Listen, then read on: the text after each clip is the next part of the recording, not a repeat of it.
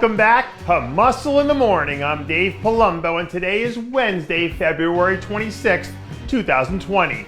And let's find out what's going on in the world of bodybuilding and fitness.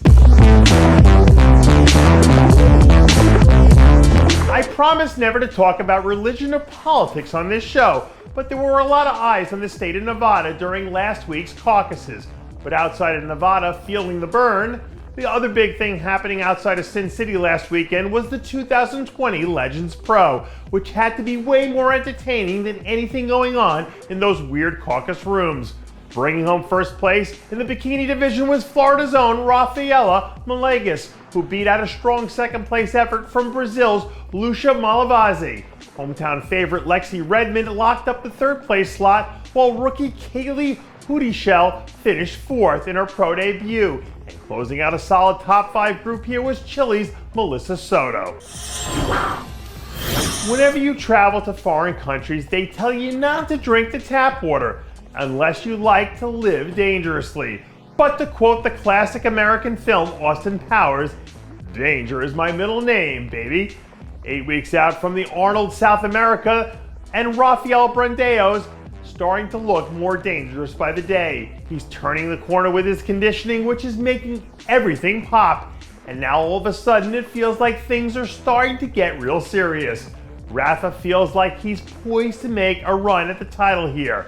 And if his conditioning leads the way, it seems like everything else should fall right into place.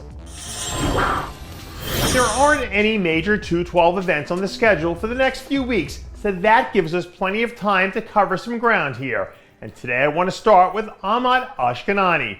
Bodybuilding is so much of a what have you done for me lately sport that people forget where we were with Ahmad 2 years ago. He was widely considered to be the number 2 guy in the world, and people were actively talking about him as a potential title contender. Fast forward to now, and he's almost become the forgotten man.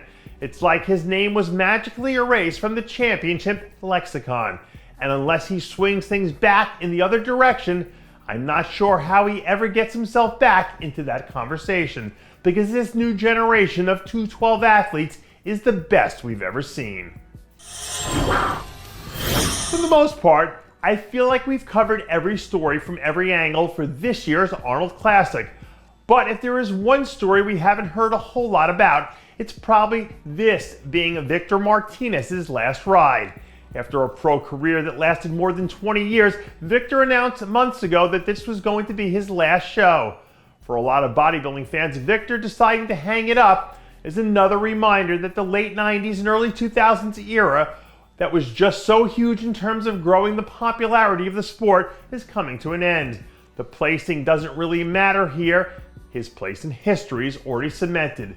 But it would be an iconic end to a Hall of Fame career if he can dig deep enough to pull out one last great performance, because it would be the perfect way for Victor to ride off into the sunset. And that does it for yet another edition of Muscle in the Morning. I'm Dave Palumbo, reminding you to always be true to your passions, and make sure to follow us on Facebook, Twitter, and Instagram.